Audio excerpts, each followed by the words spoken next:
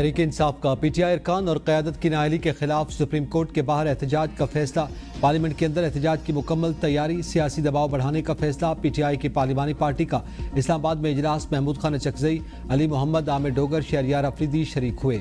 قومی اسمبلی میں ممکنہ احتجاج پر مشاورت کی گئی۔ 14 اگست کو احتجاج سے متعلق حکمت عملی پر بھی غور کیا گیا۔ بیرسٹر گوہر نے پی ٹی آئی کے کل کے احتجاج کو کامیاب قرار دے دیا۔ اے بی این نیوز سے گفتگو میں کہا کہ آزاد کشمیر اور گلگت بلتستان سمیت ملک بھر کے 170 اضلاع کی ہر تحصیل اور ہر یونین کونسل میں بھرپور احتجاج ہوا۔ عوام نے ثابت کیا کہ وہ بانی کے نظریے کے ساتھ ہیں۔ الیکشن کمیشن کے پاس ڈائریکٹ نوٹیفیکیشن کرنے کا اختیار نہیں۔ غیر آئینی طور پر تینوں اپوزیشن لیڈرز ان کی نااہلی کے نوٹیفیکیشن جاری کیے۔ ہم تینوں اپوزیشن لیڈران کی جگہ کسی کو نامزد نہیں کریں گے۔ الیکشن کمیشن کا اقدام چیلنج کریں گے۔ ہمیں سنا ہی نہیں گیا۔ انتظار کی گھڑیاں ختم، لاہور میں اب جدید ترین ایس آر ٹی چلے گی۔ وزیر اعلیٰ مریم نواز کا پاکستان کی پہلی urban electric train super autonomous rapid transit میں تجرباتی سفر، علی ٹاؤن سے مسلم ٹاؤن تک ٹیسٹ خود مانیٹر کیا۔ جدید ترین ایس آر ٹی میں 320 مسافروں کی گنجائش، پہلی مکمل ای ٹرین ایک چارج کے بعد 40 کلومیٹر سفر طے کر سکتی ہے۔ ایئر کنڈیشنڈ اور دیگر سہولیات میسر ہوں گی۔ مریم نواز نے کہا کہ ایس آر ٹی چلنے سے لاہور کی خوبصورتی دوبالا ہوگی۔ گوجرانوالہ اور فیصل آباد میں بھی ایس آر ٹی کی خوشخبری آ رہی ہے۔ پنجاب کے عوام کے لیے اب ہر روز خوشی کی خبر منتظر ہوتی ہے۔ وطن عزیز کی آدھی سے زیادہ بیوروکریسی پرتگال میں پراپرٹی لے چکی، شہریت لینے کی تیاری کر رہی ہے۔ وزیر دفاع خواجہ آصف کا ایکس پر بیان، کہا یہ نامی گرامی بیوروکریٹس ہیں مگر مچھ اربوں روپے کھا گئے، آرام سے ریٹائرمنٹ کی زندگی گزار رہے ہیں۔ بزدار کا ایک قریب ترین بیوروکریٹ 4 ارب بیٹیوں کی شادی پر صرف سلامی وصول کر چکا، اب آرام سے ریٹائرمنٹ کی زندگی گزار رہا ہے۔ سیاستدان تو ان کا بچہ کھچا کھاتے ہیں، ان کے پاس پلاٹ ہے نہ غیر ملکی شہریت، کیونکہ الیکشن لڑنا ہوتا ہے۔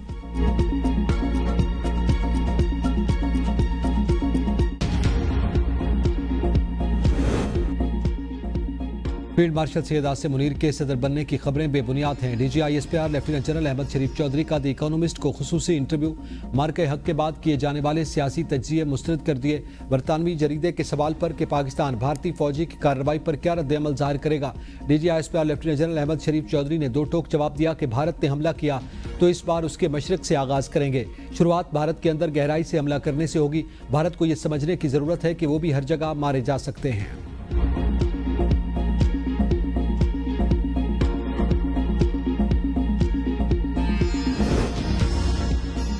قومی اسمبلی میں غزہ سے متعلق قرارداد متفقہ طور پر منظور، شازیہ مری کی پیش قرارداد میں اسرائیلی جارحیت کی شدید مذمت، فلسطینی عوام کی حمایت کا اظہار کیا گیا۔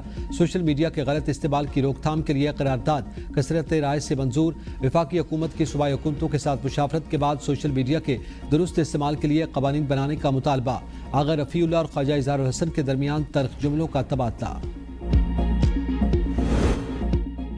آئی ایم ایف سے $7 ارب کا بیل آؤٹ پیکیج، پاکستان 5 اہم مالی شرائط میں سے صرف 2 کو پورا کر سکا۔ 2.4 کی بجائے 2.7 ٹریلین سرپلس کی اہم شرط پوری، چاروں صوبوں کی طرف سے مجموعی محصولات کی شرط بھی پوری ہو گئی۔ صوبوں نے گزشتہ مالی سال کے دوران نقد اضافی رقم 1.2 ٹریلین پیدا کرنے کی شرط کی خلاف ورزی کی۔ حکومت مجموعی طور پر 12.3 ٹریلین روپے کی وصولیاں نہ کر سکی۔ تاجر دوست اسکیم سے ریٹیلر سے 50 ارب روپے جمع کروانے میں بھی ناکامی کا سامنا۔ قرض پروگرام کی اگلی قسط کے لیے آئی ایم ایف کے ساتھ جائزہ مذاکرات اگلے ماہ متوقع۔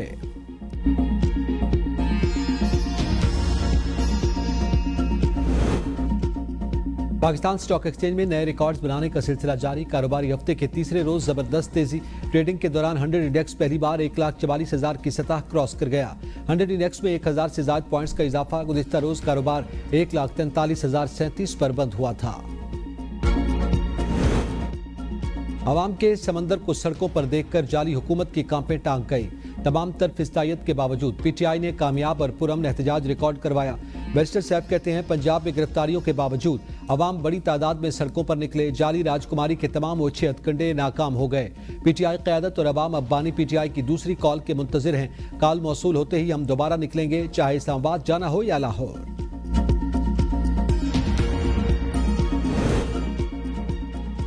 پی ٹی آئی کا رویہ غیر سنجیدہ ہے۔ جب پوری دنیا کشمیریوں کے ساتھ یوم استحصال منا رہی تھی، یہ ایک سزا یافتہ شخص کے ساتھ کھڑے تھے۔ پاکستان پیپلز پارٹی کے رکن قومی اسمبلی آغا رفیع اللہ کی اے بی این نیوز سے گفتگو، کہا پی ٹی آئی کی سوچ دیکھ لیں، یہ پسپائی کی طرف تھے، پسپا ہیں اور اس سوچ کے ساتھ پسپا ہی رہیں گے۔ عمر ایوب اور شبلی فراز نے نااہلی کے خلاف پشاور ہائی کورٹ میں الگ الگ درخواستیں دائر کر دیں۔ الیکشن کمیشن کا فیصلہ کالعدم قرار دینے اور درخواستیں آج ہی سماعت کے لیے مقرر کرنے کی استدعا۔ زرتاج گل نے پشاور ہائی کورٹ میں حفاظتی ضمانت کے لیے درخواست دائر کر دی۔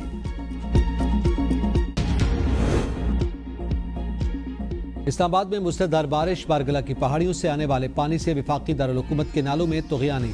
بھرکہو، چک شہزاد اور دیگر علاقوں میں پانی گھروں میں داخل۔ نیو چٹھا بختاور میں بارش کے بعد گلیاں اور سڑکیں تالاب کا منظر پیش کرنے لگی۔ مکینوں کو نقل و حرکت میں مشکلات کا سامنا۔ ریسکیو اہلکاروں نے بچوں کو محفوظ مقامات پر منتقل کیا۔ رات گئے تیز بارش کے باعث نالہ کورنگ کا پانی واپس نشیبی علاقوں میں داخل۔